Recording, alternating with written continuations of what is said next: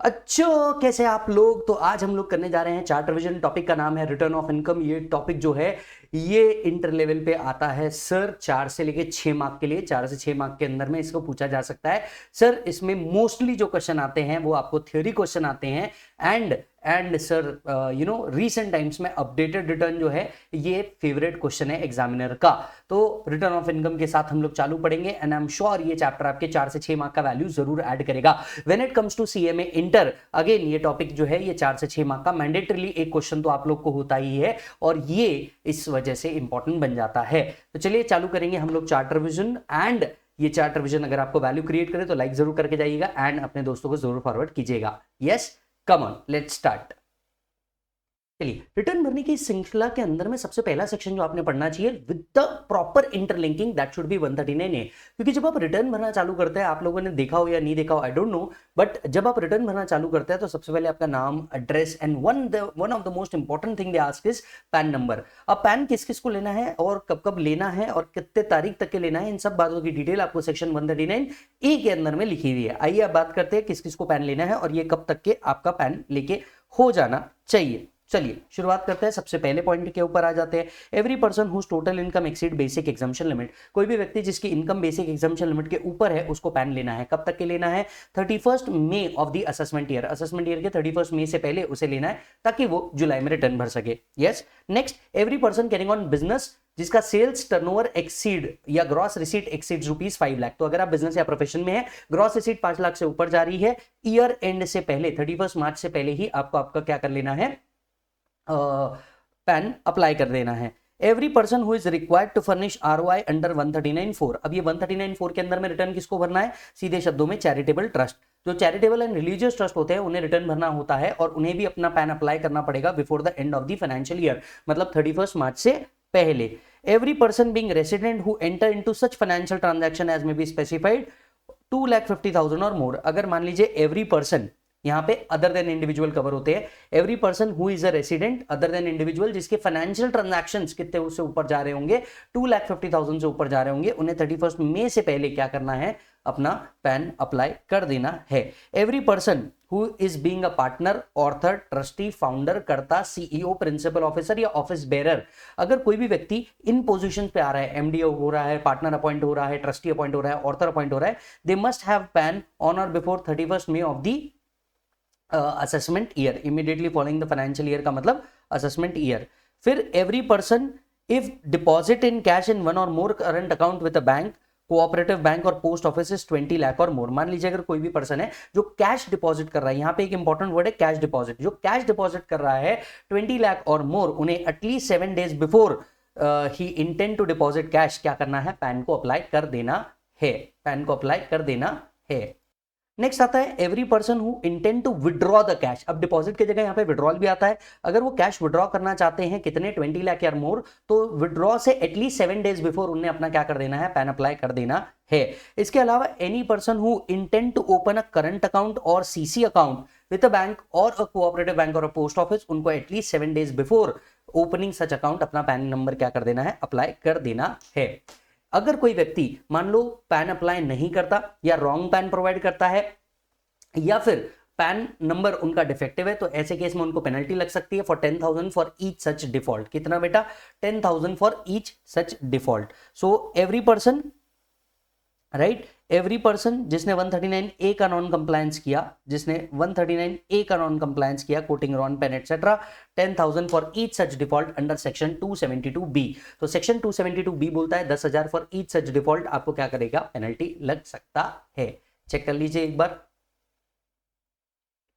अब यहां पे एक बार इस लिस्ट को देख लो कि किस किस को पैन अप्लाई करना है, यही लॉजिकली क्वेश्चन में आ सकता है। Check it.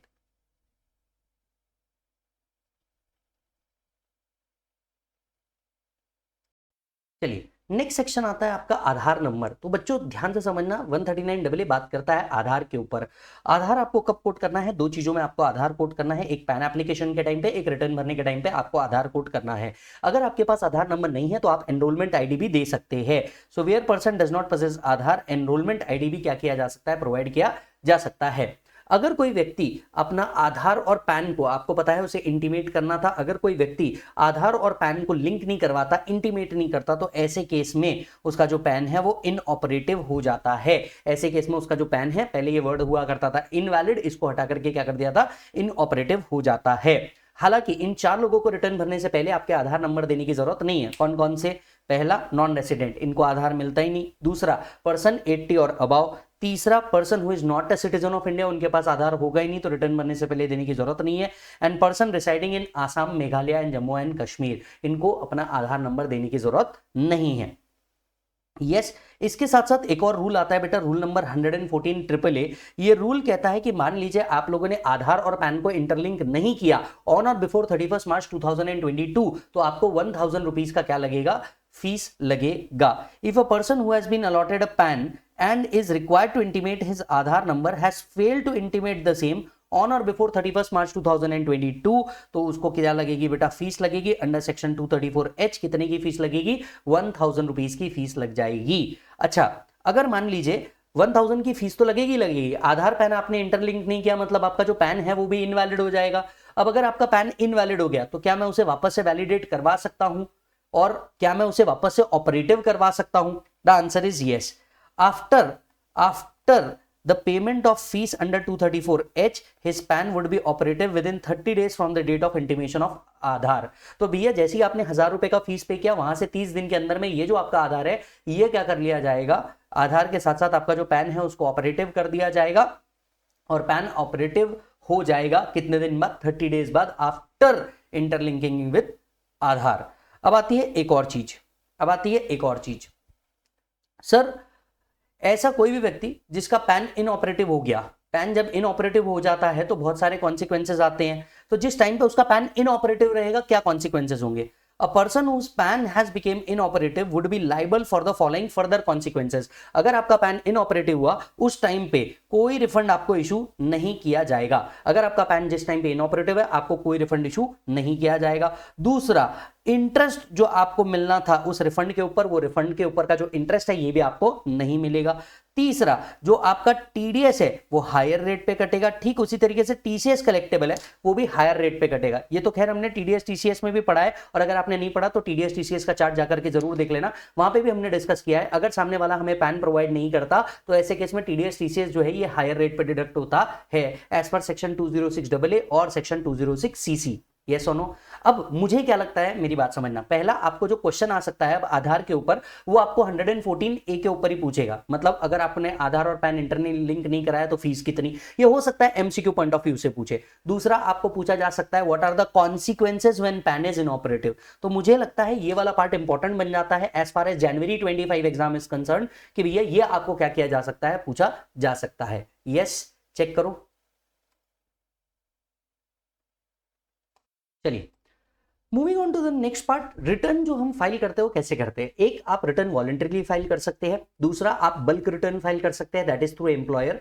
तीसरा, आप टीआरपी के थ्रू रिटर्न फाइल कर सकते हैं। चौथा, हो सकता है आपको एग्जाम्पशन मिले रिटर्न फाइलिंग से। इन चारों को हम एक एक करके देखते हैं। सबसे पहले हम बात करते हैं बल्क रिटर्न की। सबसे पहले हम किसकी बात करते हैं, बल्क रिटर्न की। अब ये बल्क रिटर्न क्या होता है, इसका ऑप्शन है सेक्शन 139(1)A, एग्जाम में बिल्कुल नहीं पूछा जाने वाला, तो बिल्कुल टेंशन मत लेना।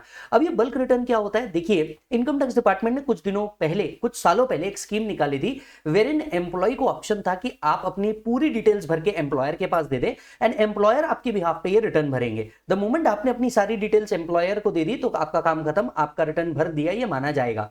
हालांकि ये स्कीम एक ऑप्शनल स्कीम थी और इंडिया में सिर्फ कुछ ही सिटीज के अंदर में लागू की गई थी। तो काम क्या होता था, एम्प्लॉय अपनी सारी डिटेल्स लिख करके, अपनी सारी इनकम की डिटेल्स लिख करके, डिडक्शन की डिटेल्स लिख करके एम्प्लॉयर को दे देता था। एम्प्लॉयर ऐसे सारे एम्प्लॉय की डिटेल को कलेक्ट करके क्या कर देता था, बाद में एक साथ ये डिटेल डिपार्टमेंट में सबमिट कर देता था, और इसीलिए इसे कहा जाता था बल्क रिटर्न। आज अब इसे एग्जाम में पूछते भी नहीं ना, आपको कभी पूछा जा सकता है, सिर्फ आपको आज भी सिलेबस में दिया है क्योंकि ये स्कीम को आज तक के गवर्नमेंट ने नहीं निकाला है, राइट। हालांकि ये स्कीम आज भी ऑपरेशनल है और कुछ ही सिटीज में ऑपरेशनल है, और जिसके पास एटलीस्ट 50 एम्प्लॉय है वही स्कीम का लाभ ले सकते हैं। So this scheme is optional, right, and provides an additional mode of furnishing the return of an eligible employee may furnish his return of income in the prescribed form। अब ये prescribed form क्या है, जाओ अपने employer को detail दे दो, काम खत्म, that is called as bulk return। तो ये था first mode of filing the return. इसको एग्जाम में नहीं पूछे जाएंगे तो इससे आगे बढ़ते हैं। ठीक उसी तरीके से अनदर कॉन्सेप्ट आता है कि रिटर्न थ्रू टीआरपी। इसके ऊपर आपको क्वेश्चन आ सकता है, प्लीज ध्यान से सुनिएगा। ये टीआरपी कौन थे? टीआरपी इंडिविजुअल्स थे जिनको अपॉइंट किया गया था कि भैया आप आओ और आ करके आप क्या कर लो कि आपके रिटर्न फाइलिंग कर लो, यस और नो, आपके रिटर्न फाइलिंग इनसे करवा लो। क्योंकि क्या थे, देन जो लोग थे वो कहते थे कि ये जो चार्टर्ड अकाउंटेंट्स एंड सीएमए लोग हैं ना, ये बहुत लूटते हैं। हाँ तुम लूटते हो, और मैं तो कहता हूं कि हाँ लूटना ही चाहिए भैया। इतने साल आपने स्लॉग किया है, आपने अपनी छुट्टी गवाई, आपने अपनी मेहनत करी, आपने अपने रिलेटिव्स की शादी छोड़ी है, आपने मेजर फंक्शन छोड़े हैं, आपने मेजर हॉलीडेज के दिन भी एग्जाम का प्रिपरेशन किया है, तो आपने तो थोड़ा बहुत लूटना ही चाहिए, इसमें कहीं गलत नहीं है। तो लोग ऐसा कहते थे कि ये जो लोग होते हैं ना, ये बड़ा लूटते हैं और हमें कोई ऑल्टरनेटिव मोड चाहिए कि हम सीए के पास ना जाके किसी दूसरे व्यक्ति के पास जाए जो हमारा रिटर्न भर दे। देन कांग्रेस गवर्नमेंट थी और उन्होंने, देखिए गवर्नमेंट को तो हर एक की बात समझ करके हर एक के लिए करना पड़ता है, तो उन्होंने टीआरपी स्कीम निकाली थी। अब ये जो टीआरपी स्कीम थी, जिसके तहत क्या होता था, इन लोगों को इनकम टैक्स डिपार्टमेंट का ही एक पार्ट बनाया गया था। यहां पे लोग इनके पास जा सकते थे, अपनी इंफॉर्मेशन दे सकते थे, और टीआरपी फिर इनका क्या करता था, रिटर्न सबमिशन कर देता था डिपार्टमेंट के अंदर में।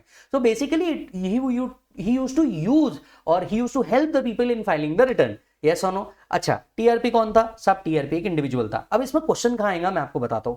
आपको क्वेश्चन ना जेन्युइनली ये थर्ड पार्ट पे आएगा। देखिए no if no but only cut to cut की अगर मैं बात करूं ना, क्वेश्चन इसके ऊपर आएगा, राइट? या तो फिर क्वेश्चन इधर आएगा, who can not be TRP. अब देखिए ये गजब बात है, टीआरपी कौन नहीं बन सकता? एक चार्टर्ड अकाउंटेंट टीआरपी नहीं बन सकता, राइट? एक चार्टर्ड अकाउंटेंट टीआरपी नहीं बन सकता, कोई लीगल प्रैक्टिशनर टीआरपी नहीं बन सकता। तो अगर कोई लीगल प्रैक्टिशनर है साहब, तो वो टीआरपी नहीं बन पाएगा।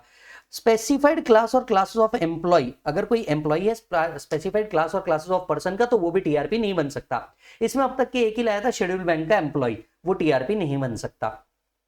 ठीक है, कौन कौन से रिटर्न टीआरपी नहीं भर सकता? ऑलमोस्ट सारे रिटर्न टीआरपी भर सकता है एक्सेप्ट दिस 3, और क्वेश्चन यहां आएगा जेन्युइनली। ठीक है सर, कौन से रिटर्न टीआरपी नहीं भर सकता? पहला, अगर कोई व्यक्ति टैक्स ऑडिट के अंदर में कवर है तो उसके रिटर्न टीआरपी नहीं भर सकता। तो कोई पर्सन अगर टैक्स ऑडिट के अंदर में कवर है, उसके रिटर्न टीआरपी नहीं भरेगा। दूसरा, अगर ओरिजिनल रिटर्न टीआरपी ने नहीं भरा तो रिवाइज रिटर्न टीआरपी नहीं भर सकता। So revise return if original return is not made by TRP.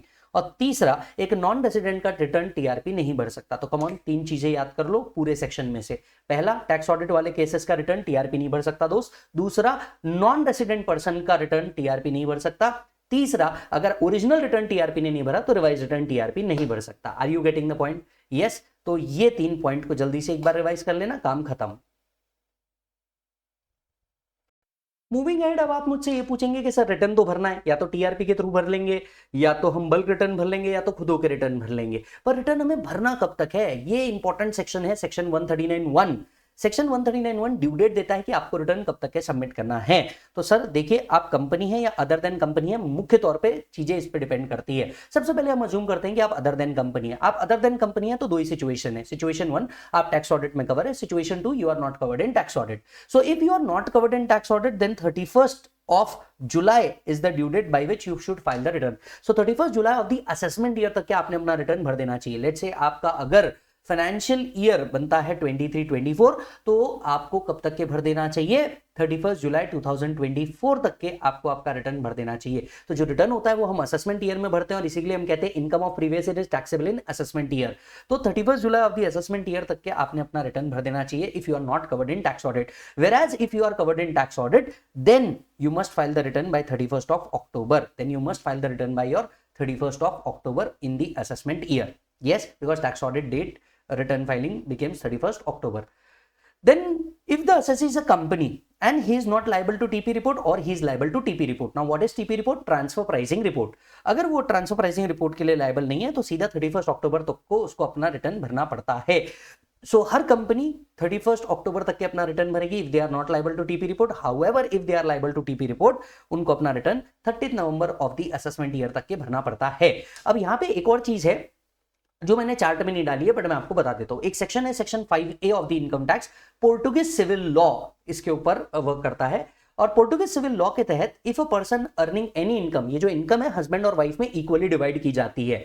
तो Portuguese civil law section 5A of income tax कहता है कि अगर कोई एसएससी पोर्टुगीज सिविल लॉ में कवर होता है, अदर देन सैलरी इनकम, उसकी जितनी भी इनकम है उसकी हस्बैंड और वाइफ में क्या की जाती है? डिवाइड की जाती है। तो ऐसे केस में जो रिटर्न फाइलिंग डेट है वो कॉमन हो जाएगा। सो लेट्स से हस्बैंड अगर टैक्स ऑडिट में कवर है तो वाइफ का रिटर्न फाइलिंग डेट भी क्या आ जाएगा? अक्टूबर में आ जाएगा। Right, even though she is not covered in tax audit, क्योंकि जब तक के हस्बैंड की इनकम डिटरमाइन नहीं होती तब तक के वाइफ की इनकम डिटरमाइन नहीं हो सकती, बिकॉज पोर्टुगीज सिविल लॉ कहता है जो भी इनकम आएगी अदर देन सैलरी उसे इक्वली डिवाइड किया जाएगा।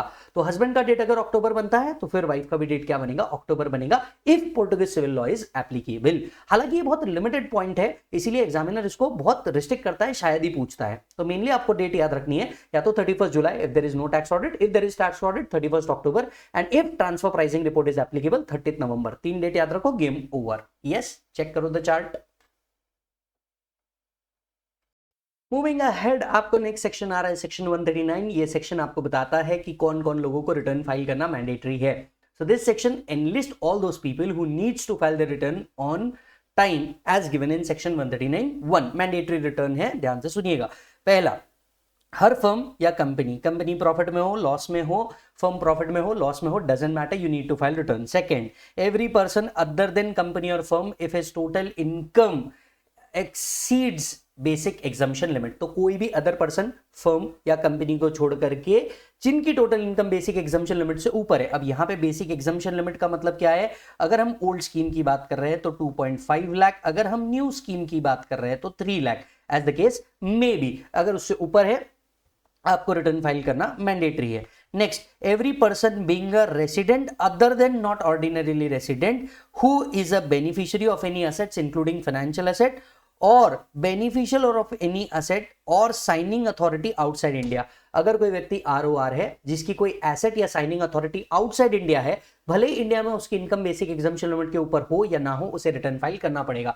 तो अज्यूम कर लीजिए विजय एक आरओआर है और विजय का लेट से बैंक अकाउंट फॉरेन के अंदर में है, तो Vijay has a signing authority outside India. अब विजय की इंडिया में इनकम बेसिक एग्जम्पशन लिमिट से ऊपर हो या ना हो, विजय को इंडिया में रिटर्न भरना ही पड़ेगा। ठीक उसी तरीके से अगर मान लीजिए विजय के फाइनेंशियल एसेट्स आउटसाइड इंडिया है, लेट से विजय ने फॉरेन कंपनी के शेयर्स लेके रखा है, विजय ने टेस्ला के शेयर्स लेके रखा है, तो विजय की इनकम इंडिया में भले ही बेसिक एग्जम्पशन लिमिट से ऊपर ना हो एंड विजय आरओआर है, तो भी विजय को अपनी क्या लेनी पड़ेगी, रिटर्न फाइल करनी पड़ेगी। Yes or no, right. Next, individually HUF, AOP, BY, AJP को कब रिटर्न भरना है। किसी भी individual HUF, AOP, BY, AJP को रिटर्न भरना है अगर उनकी total income before claiming deduction under chapter 6A and exemption under the 54 series exceeds basic exemption limit. मतलब 54 की सीरीज में एग्जम्पशन क्लेम करने से पहले या चैप्टर 6A में एग्जम्पशन क्लेम करने से पहले अगर उनकी इनकम बेसिक एग्जम्पशन लिमिट से ऊपर है तो उनको क्या करना है, रिटर्न फाइल करना है। Yes, so if the total income or total income of other person in respect of which he is assessable without claiming deduction under section 10, 10A, 10B, 10BA, 54, 54B, 54D, EC, F, G, H, A, GB, 80C to 80U exceeds maximum amount which is not chargeable to tax। तो मान लीजिए capital gain आ रहा है 5 लाख, आपने 54 में exemption claim कर लिया 5 लाख, तो अब बताइए क्या आपको एग्जम्पशन मिलेगा? द आंसर इज, क्या आपको रिटर्न बनना है? The answer is yes. भले ही आपने पूरा 5 लाख का एग्जम्पशन क्लेम कर लिया, आपकी टोटल इनकम जीरो हो गई, लेकिन income before claiming exemption under 54 तो क्या बेसिक एग्जम्पशन लिमिट के ऊपर थी? हाँ, आपको रिटर्न फाइल करना है। Next, any other person other than firm or company who has deposited in one or more current account exceeding rupees 1 crore in a bank or cooperative in a particular year। yes, यहाँ पे जो year है इसको oblique करके year करना है। Now अगर आपने करंट अकाउंट में एक या एक से ज्यादा किसी भी बैंकिंग कंपनी के साथ जो मेंटेन हो रहा है उसमें डिपॉजिट हुआ है 1 करोड़ से ऊपर। अब यहाँ पे समझने लायक बात यह है कि यहाँ पे वो कैश डिपॉजिट की बात नहीं कर रहे हैं, यहाँ पे सिर्फ वो डिपॉजिट की बात कर रहे हैं। मतलब आपने चेक भी डाले हैं 1 करोड़ के ऊपर के अपने करंट अकाउंट में, तो आपको रिटर्न भरना है। दूसरा, has incurred on the foreign travel 2 lakh in aggregate for himself और एनी अदर पर्सन। मतलब मान लीजिए आपने या आपने किसी और के लिए 2 लाख से ज्यादा का अगर फॉरेन ट्रैवल के ऊपर खर्चा किया है तो आपको क्या करना है, रिटर्न भरना है। नेक्स्ट है, इलेक्ट्रिसिटी बिल आपका साल भर का 1 लाख रुपए के ऊपर आया है। अगर आपका electricity consumption bill in aggregate 1 lakh रुपए के ऊपर आता है तो आपको रिटर्न भरना है, या आप सच अदर कंडीशन जो गवर्नमेंट दे वो फुलफिल कर देते हैं तो आपको अपना रिटर्न भरना पड़ेगा। यस, फर्दर रिसेंट टाइम्स में कुछ और भी लोगों को रिटर्न फाइलिंग मैंडेटरी किया था, आइए देखते हैं। पहला, अगर आपका बिजनेस है और आपका बिजनेस का सेल्स 60 लाख रुपीस से ऊपर जा रहा है तो आपको रिटर्न भरना है। अगर आप प्रोफेशनल है और प्रोफेशन की ग्रॉस रिसीट 10 लाख रुपीस से ऊपर जा रही है, आपको रिटर्न भरना है। अगर आप इंडिविजुअल है, सीनियर सिटीजन है, आपका टीडीएस डिडक्टेड 50,000 से ऊपर है तो आपको रिटर्न भरना है। अगर आप इंडिविजुअल है, सीनियर सिटीजन है, टीडीएस टीसीएस डिडक्टेड 50,000 से ऊपर है तो आपको रिटर्न भरना है। अगर आप रेसिडेंट इंडिविजुअल है अदर देन सीनियर सिटीजन, आपका टीडीएस टीसीएस 25,000 से भी ऊपर है तो आपको रिटर्न भरना है। आपका टीडीएस टीसीएस 25,000 से ऊपर भी है तो आपको रिटर्न भरना है। मान लीजिए आपका सेविंग बैंक अकाउंट है और सेविंग बैंक अकाउंट के अंदर में आपका एग्रीगेट डिपॉजिट साल भर का 50 लाख से ऊपर हो जाता है तो आपको रिटर्न भरना है। अब देखिए ये जो पूरी रिटर्न भरने की सीरीज है ना, जेन्युइनली उसमें से मुझे लगता है जो रिसेंट टाइम्स में आपको पूछा जा सकता है वो है ये 5th पॉइंट और 6th पॉइंट। इसके पहले के सारे जो जितने भी पॉइंट है ना, ये सारे आपको पूछे जा चुके हैं, तो ये दो को आपको रिवाइज कर लेना चाहिए मेरे साथ, राइट। पहला, करंट अकाउंट में 1 करोड़ के ऊपर डिपॉजिट कर रहे हो। दूसरा, फॉरेन ट्रैवल खुद का या किसी और का 2 लाख से ऊपर खर्चा कर रहे हो तो इलेक्ट्रिसिटी कंजम्पशन बिल 1 करोड़ रुपए के ऊपर आ रहा है तो आपका बिजनेस है, सेल्स 60 लाख के ऊपर जा रहा है तो आप प्रोफेशनल है, सेल्स 10 लाख रुपीज से ऊपर जा रहा है तो, या फिर आप सीनियर सिटीजन है, रेसिडेंट और आपका टीडीएस टीसीएस जो डिडक्ट हुआ है वो 50,000 से ऊपर हुआ है तो, अगर आप नॉन सीनियर सिटीजन है, आपका टीडीएस टीसीएस डिडक्टेड 25,000 रुपए से ऊपर हुआ है तो, या आप सेविंग बैंक अकाउंट में 50 लाख रुपए से ऊपर का डिपॉजिट कर रहे हैं तो आपको मैंडेटरीली रिटर्न भरना है। यस, एक बार इस लिस्ट को चेक कीजिए फिर ही वीडियो को आगे देखिए। डन। तो आपको क्या करना है सर, आपको आपका रिटर्न सबमिट करना है। ये रिटर्न वेरीफाइड होना चाहिए, मतलब आपका साइन होना चाहिए, या आधार बेस्ड वेरिफिकेशन होना चाहिए, या ऑनलाइन बैंकिंग बेस्ड वेरिफिकेशन होना चाहिए प्रिस्क्राइब फॉर्म के अंदर में with in prescribe time. Prescribe time क्या है, 139(1) के अंदर में लिखा हुआ है।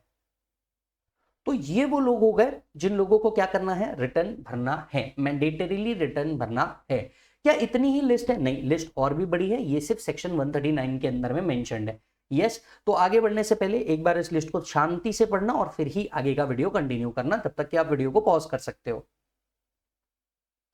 मूविंग अहेड, हमें और किससे रिटर्न भरवाने हैं। सेक्शन आता है सेक्शन 139(4)(a।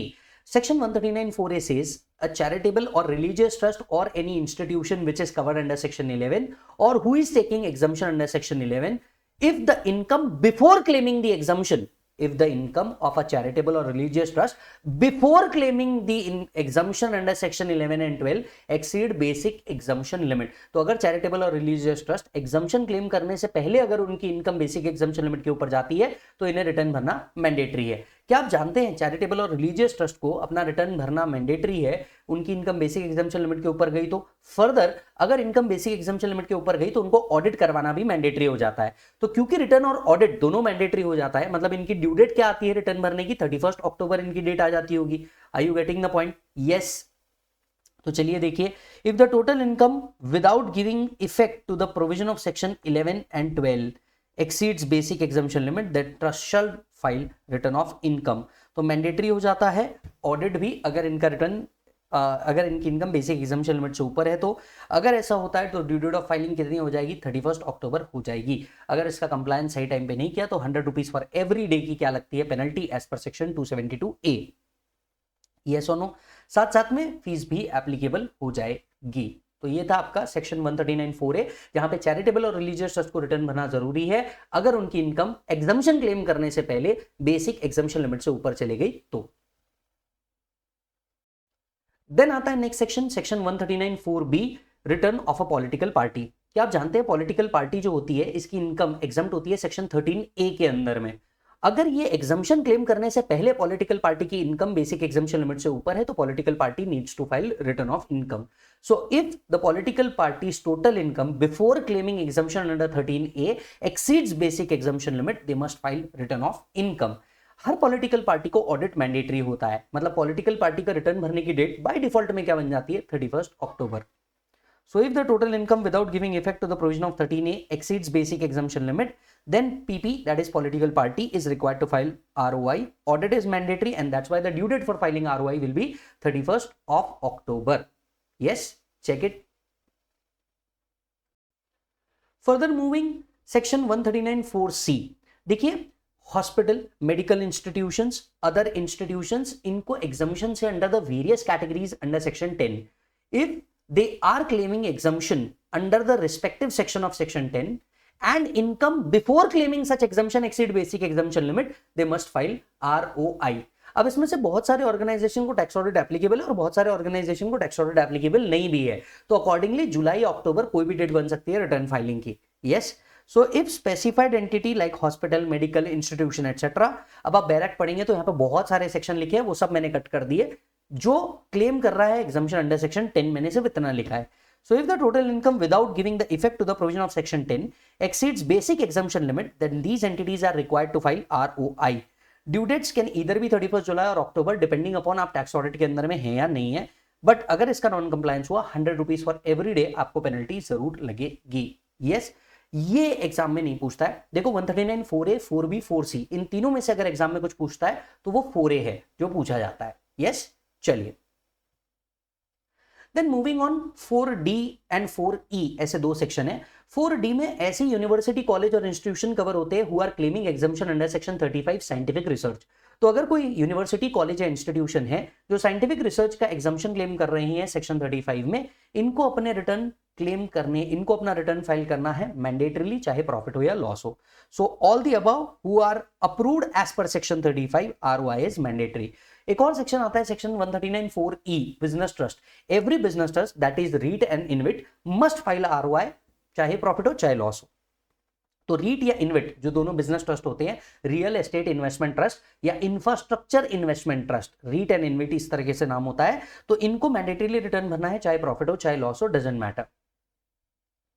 साथ ही साथ में आप एक और यहां पे लिख सकते हैं सेक्शन 139 4F इन्वेस्टमेंट फंड, जिनको हम AIF भी कहते हैं, उनके लिए भी ROI मैंडेटरी है. तो सेक्शन 139 4F इन्वेस्टमेंट फंड, इनके लिए भी ROI क्या है बेटा, मैंडेटरी है. ये भी आप लिख लीजिए. यस बेटा, तो हमने 139 पढ़ा, 139 4A 4B 4C 4D 4E 4F सारे के सारे ROI वाले सेक्शन इधर समाप्त हुए. मूविंग अहेड, आपसे हम डिस्कस करने जा रहे हैं 139.3 लॉस रिटर्न. अब ये लॉस रिटर्न क्या होता है? देखिए, अगर आपको लॉस कैरी फॉरवर्ड या सेट ऑफ करना है, that is brought forward loss को सेट ऑफ करना है, तो भैया वो रिटर्न आपको क्या करना है, टाइम पे भरना है. So in order to carry forward the loss, the return for the year of loss is mandatory. मेरी इस लाइन को बड़े ध्यान से सुनिएगा. In order to carry forward the loss, the year in which the loss has been incurred, उसका return भरना क्या है बेटा, मैंडेटरी है. दूसरी बात क्या कर देते हैं, ये समझ लीजिए, 3 लॉस कैरी फॉरवर्ड नहीं हो पाएंगे if you have not filed the return on time. 3 loss return 3 loss carry forward नहीं हो पाएंगे if you have not filed the return on time. PGBP, capital gain, loss from owning and maintaining horse races, ये तीनों loss carry forward नहीं हो पाएंगे अगर आपने रिटर्न टाइम पे फाइल नहीं किया. हालांकि 2 लॉस कैरी फॉरवर्ड हो सकते हैं भले आपने रिटर्न टाइम पे फाइल नहीं किया. एक है HP और दूसरा है अनएब्सॉर्ब डेप्रिसिएशन. चेक कर दीजिए. Loss under the head of PGBP, capital gain, owning and maintaining horse races is allowed to be carried forward only if the ROI is filed under section 139(1). तो 139(1) मतलब return, तो PGBP, capital gain और owning and maintaining horse races तभी carry forward हो पाएंगे जब आपने return time पे फाइल किया होगा. However, 2 losses can be carried forward even if ROI is not filed on time. अगर आपने टाइम पे फाइल नहीं किया तो भी 2 लॉस कैरी फॉरवर्ड हो सकते हैं, that is unabsorbed depreciation and HP. ये 2 रिटर्न आपके कैरी फॉरवर्ड हो सकते हैं, ये 2 लॉस आपके कैरी फॉरवर्ड हो सकते हैं भले आपने रिटर्न टाइम पे नहीं भरा, पर बचे हुए PGBP, capital gain and horse race loss को कैरी फॉरवर्ड करना है तो आपको रिटर्न टाइम पे भरना जरूरी है. टाइम मतलब क्या, या तो जुलाई या तो अक्टूबर. चेकआउट.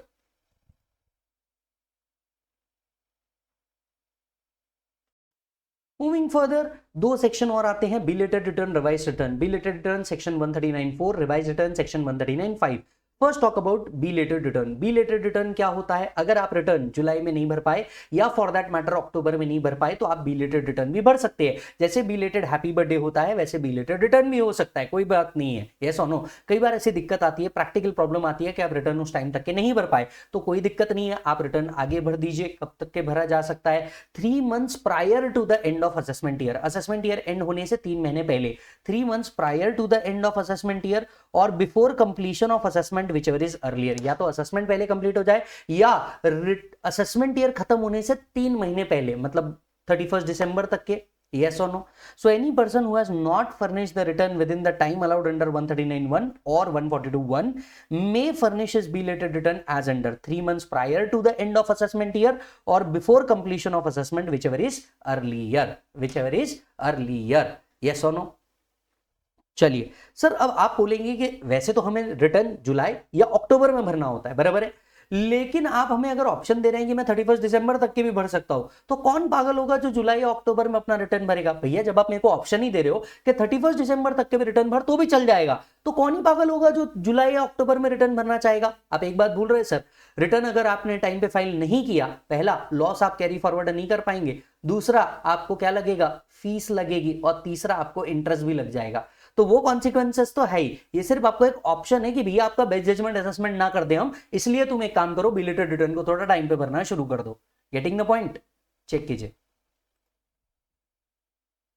नेक्स्ट कॉन्सेप्ट आता है आपका रिवाइज रिटर्न। ये रिवाइज रिटर्न क्या है? मान लीजिए आपने कोई चीज पहले सबमिट की है, आपको लगता है देयर इज एन एरर और omission in the return already filed, you can change it. So you are practically rectifying the earlier return file. So if you have already filed a return and you find any error or omission in the return file, mark this word, this is very important, error or omission in the return file, then you can revise the return 3 months prior to the end of assessment year or before completion of assessment, whichever is earlier. 3 months prior to the end of assessment year or before completion of assessment, whichever is earlier. Can I practically say the time limit for 139(4), that is belated return, and 139(5), that is revised return, is one and the same? Yes. So 3 months prior to the end of assessment year or before completion of assessment, whichever is earlier, right? कब file होगा? when you have noticed any omission or any wrong statement in the return already filed. Yes. Now moving on, section 139(9), defective return.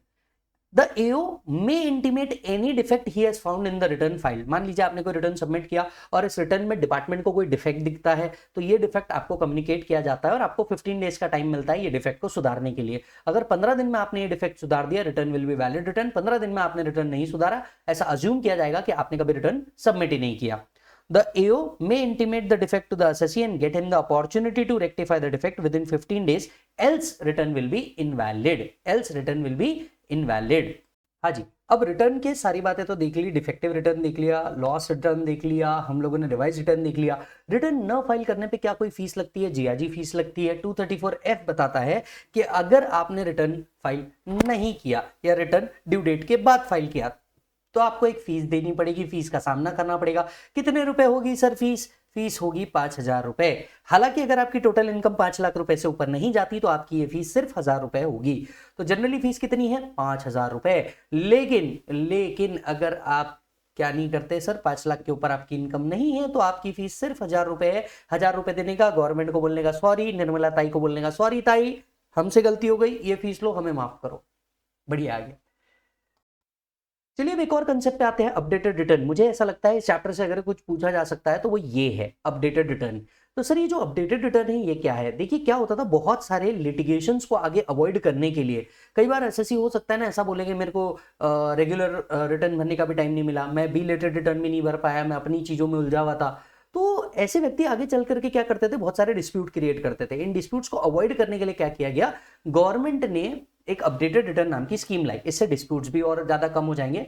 इस updated return के तहत आपको government ने कहा कि चलो एक काम करो, आप आपका अपडेटेड रिटर्न ऑफ इनकम भरो, इसके ऊपर जो भी टैक्स आ रहा होगा वो दो, एक एडिशनल टैक्स दे दो, हम आपका असेसमेंट भी नहीं करेंगे, आपके ऊपर पेनल्टी एक्सेट्रा कुछ नहीं लगाएंगे, आपका भी काम खत्म, हमारा भी काम खत्म। हाँ, आपको टैक्स के साथ साथ एक एडिशनल टैक्स पे करना पड़ेगा, पर वो पेनल्टी से कभी भी बेटर रहेगा। यस।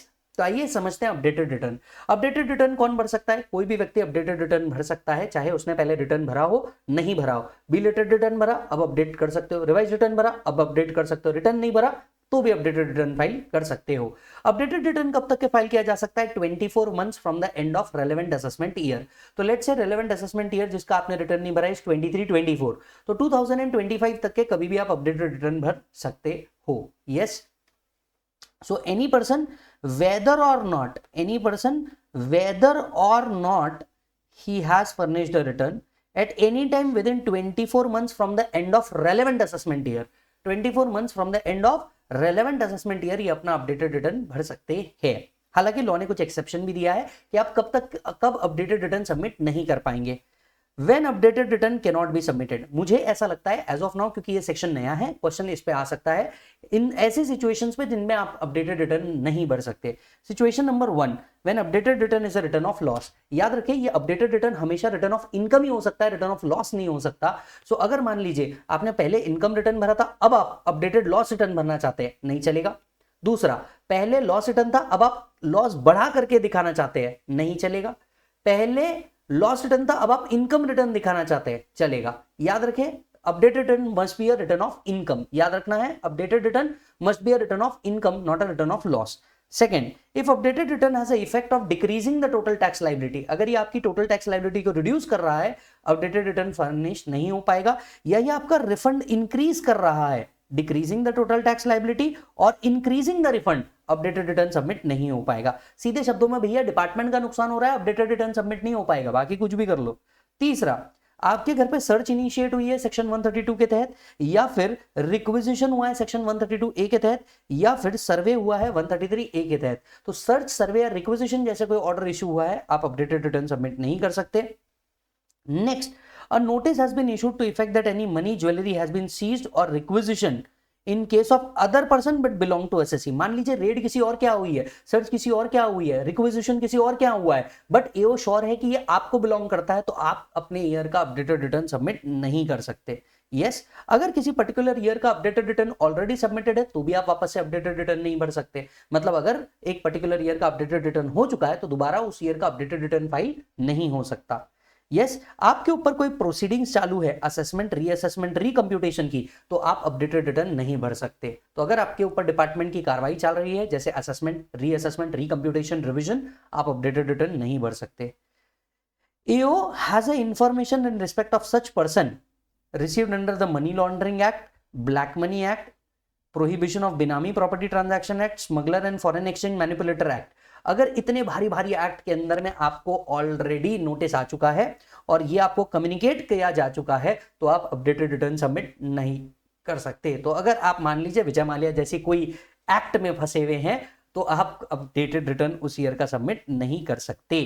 नेक्स्ट, अगर DTAA के तहत आपसे इंफॉर्मेशन मिली है और कि आपने कुछ फॉरेन टैक्स इवेजन किया है और ये आपको कम्युनिकेट कर दी गई है, so information has received under DTAA under section 90 or 90A and the same has been communicated to him prior to the date of filing updated return। तो भैया आप फॉरेन में कुछ टैक्स इवेजन हुआ है, इसकी एक नोटिस डिपार्टमेंट को आई थी और डिपार्टमेंट ने नोटिस आपको पकड़ा दी है, आप उस ईयर का अपडेटेड रिटर्न सबमिट नहीं कर सकते।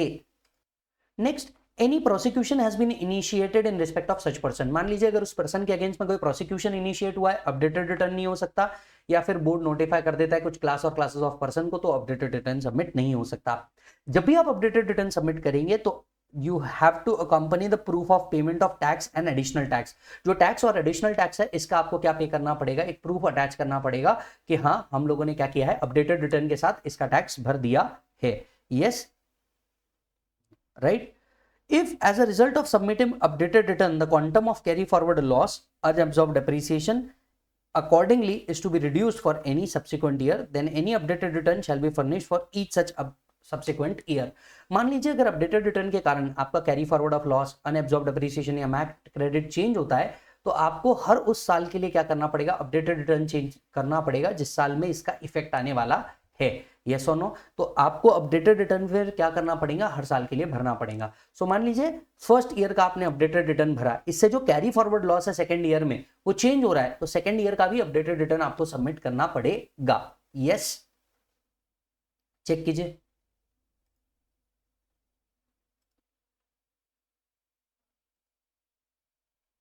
डन।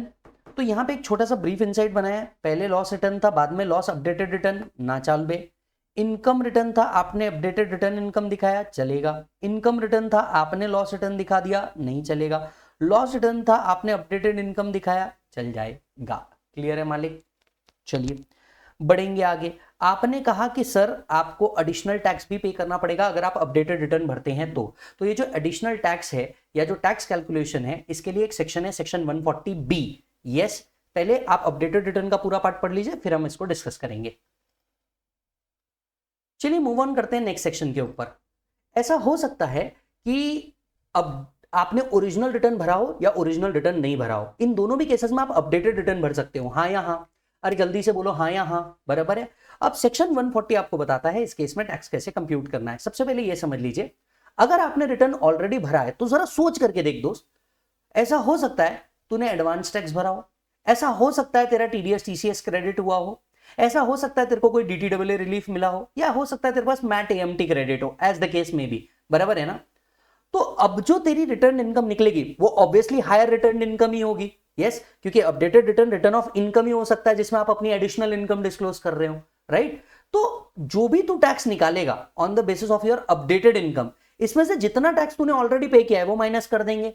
क्लियर है मालिक, ऑब्वियसली उसका क्रेडिट आपको मिलता है और मिलेगा ही। तो अंडरस्टैंड करना, पहले तूने अपनी इनकम 5 लाख दिखाई थी, अपडेटेड रिटर्न भरते वक्त तूने अपनी इनकम 10 लाख दिखा दी, तो तेरे को करना क्या है, 10 लाख के ऊपर जो टैक्स आता है वो निकालना है। इसमें से जितना तूने एडवांस टैक्स टीडीएस एएमटी या डीटीडब्ल्यूए क्रेडिट लिया होगा वो माइनस कर देना, ये बचेगा तेरा balance tax payable. Getting the point. So where the assessee has furnished a return earlier then amount of tax paid earlier, TDS and MAT AMT credit, right, shall be reduced। तो तेरा जो tax payable निकलेगा वो after reducing all the 3 items निकलेगा। Further tax increase किया जाएगा any refund if any issued, अगर तुझे रिफंड इसके पहले कुछ इशू किया होगा तो वो फिर टैक्स में क्या किया जाएगा, ऐड किया जाएगा। अगर तूने रिटर्न भरा ही नहीं है, if you have not furnished the return earlier, तो जो तेरा टैक्स पेबल है उसमें से भी हम जितना एडवांस टैक्स तूने पे किया होगा, जितना टीडीएस टीसीएस क्रेडिट होगा, जितना डीटीडब्ल्यूए रिलीफ होगा और जितना मैट एएमटी रिलीफ होगा वो माइनस कर देंगे। इन शॉर्ट तेरी अपडेटेड इनकम पे टैक्स पेबल निकालेंगे after reducing the tax already paid. एक शब्द में समझना है, टैक्स ऑलरेडी पेड तेरे को रिड्यूस कर देना है, ये आएगा तेरा बैलेंस टैक्स पेबल। ये बैलेंस टैक्स पेबल के ऊपर तुझे क्या करना है, एडिशनल टैक्स पे करना है। याद रख, ये बैलेंस टैक्स पेबल पे ही तुझे क्या करना है, एडिशनल टैक्स पे करना है। एडिशनल टैक्स कितना होगा, 25% of aggregate tax plus surcharge and HEC. अगर तू रिटर्न 12 मंथ्स के अंदर सबमिट कर देता है, तेरा एडिशनल टैक्स पेबल 50% हो जाएगा अगर तू रिटर्न 12 मंथ्स के बाद एंड विद इन 24 मंथ्स भरता है तो। आइए तुझे इस तरीके से मैं समझाता हूं। सपोज तेरा टैक्स पेबल आया after all the calculation and reducing, after reducing the tax already paid, right, ये आया लेट्स से 10,000, बराबर है। इसमें तेरा HEC at the rate of 4% और जुड़ा, बराबर है, इसमें तेरा HEC at the rate of 10% और जुड़ा, ये आ गया 400, बराबर। अब तेरा टोटल टैक्स पेबल कितना हो गया, 10,400। अज्यूम करते हैं तेरा total tax payable after reducing any tax earlier paid if any, ये आया तेरा 10,400। इसमें से मान लेते हैं तेरा कुछ टीडीएस टीसीएस क्रेडिट था 1,400 रुपए का, अज्यूम ही कर रहे हैं हम, वो भी माइनस कर दे। अब तेरा फाइनल टैक्स पेबल कितना आ जाएगा, 10,400 माइनस 1,400, दैट इज 9,000 तेरा टैक्स पेबल आ गया। अब तूने अपडेटेड रिटर्न अगर 12 मंथ्स के अंदर में भरा तो तेरा एडिशनल टैक्स पेबल कितना आ जाएगा, 9,000 इंटू 25%, दैट इज 2250। अगर तूने 12 महीने के अंदर में रिटर्न भर दिया, with in 12 months from the end of assessment year अगर तूने रिटर्न भर दिया अपडेटेड रिटर्न, तो 2250 तुझे एडिशनली पे करना पड़ेगा, दैट इज 9,000 का 25%। Are you getting the point. अगर तूने विद इन 24 मंथ्स भरा तो 9,000 का 50% तुझे क्या करना होगा, देना होगा, that is 4,500 rupees in the form of additional tax. तो ये तो हुआ तेरा टैक्स पेबल, जो तूने तेरी इनकम बढ़ाई उसका टैक्स पेबल। इस टैक्स पेबल का 25 या 50% तेरे को अकॉर्डिंगली पे करना होगा in the name of additional tax whenever you are doing an updated return. अब आप बोलोगे कि सर एडिशनल टैक्स तो पेनल्टी जैसा ही कुछ है, बिल्कुल सही, पर सर आप इसको पेनल्टी ना बोल के एडिशनल टैक्स क्यों बोल रहे हो। मैं नहीं बोल रहा, निर्मलता ने ये नया वर्ड दिया है। क्योंकि देखिए पेनल्टी जो है, अगर आप अपनी अंडर रिपोर्टिंग मिस रिपोर्टिंग करते हैं तो जो पेनल्टी है वो मिनिमम 50% है और मैक्सिमम 200% है। यही आप अपडेटेड रिटर्न करके खुद ही सबमिट कर देते हो तो 25 या 50% में आपका काम खत्म हो जाएगा, पेनल्टी से भी बच जाओगे, गवर्नमेंट को एडिशनल टैक्स भी मिल जाएगा और आप अपनी रियल इनकम भी शो कर दोगे। यहाँ पे बहुत सारा टाइम भी बचेगा डिपार्टमेंट का भी, क्योंकि वो इतनी आपकी इनकम ढूंढते बैठेंगे, और आपका भी टाइम बचेगा लिटिगेशन का, एओ के पास जाने का, बार बार उसको एक्सप्लेनेशन देने का। तो updated return seems to be a very good option जिन लोगों को आगे फ्यूचर में क्या अवॉइड करना है, लिटिगेशंस अवॉइड करने हैं। तो जो भी आपका टैक्स पेबल है उसका 25% या 50% डिपेंडिंग अपॉन आप कितने जल्दी अपना अपडेटेड रिटर्न सबमिट करते हैं। यस मालिक, तो फिर इसी के साथ आपका रिटर्न का टॉपिक भी होता है खत्म। तो भैया इंटर वालों, आपका ये टॉपिक भी खत्म हुआ, रिटर्न ऑफ इनकम। और भाई साहब इसके आगे आपको क्या करना है, रेगुलर क्लास के अंदर में हमने बहुत सारे क्वेश्चन किए हैं, उसको सॉल्व करो। जाओ जाके जो आपको मैंने क्वेश्चन बैंक दिया है दैट इज एमआरपी, उसको भी जाकर के सॉल्व करो, ताकि आपको क्या मिल जाए, बड़े बड़े क्वेश्चन फटाफट जो पास्ट एग्जाम में आए हैं वो मिल जाए। ऑडियो रिविजन जो क्लास में कराया है वो एक बार कर लो, आपका काम खत्म। इतना करने से हो जाएगा क्या सर? इतना करने से हो जाएगा। तो एक और टॉपिक का ऑडियो रिविजन इस तरीके से खत्म होता है। मैं मिलूंगा आपको अगले ऑडियो रिवीजन के साथ, तब तक आप अपना पूरा ख्याल रखें। जाते आते चैनल को सब्सक्राइब करके जाना, टिंग टोंग बेल बजा के जाना, एंड हाँ अपने दोस्तों को भी ये फॉरवर्ड कर देना अगर इससे आपको वैल्यू ऐड हो गई तो। मिलूंगा आपको इंस्टाग्राम पे भी अगर आपको कुछ कहना है तो, और टेलीग्राम आप ज्वाइन कर लीजिए ताकि मैं आपको कुछ और चीजें शेयर कर सकूं। यस, दोनों भी जगह सीए विजय साडा चैनल से आपको मिल जाएगा। Bye bye and take care. Bye बोलो बच्चों।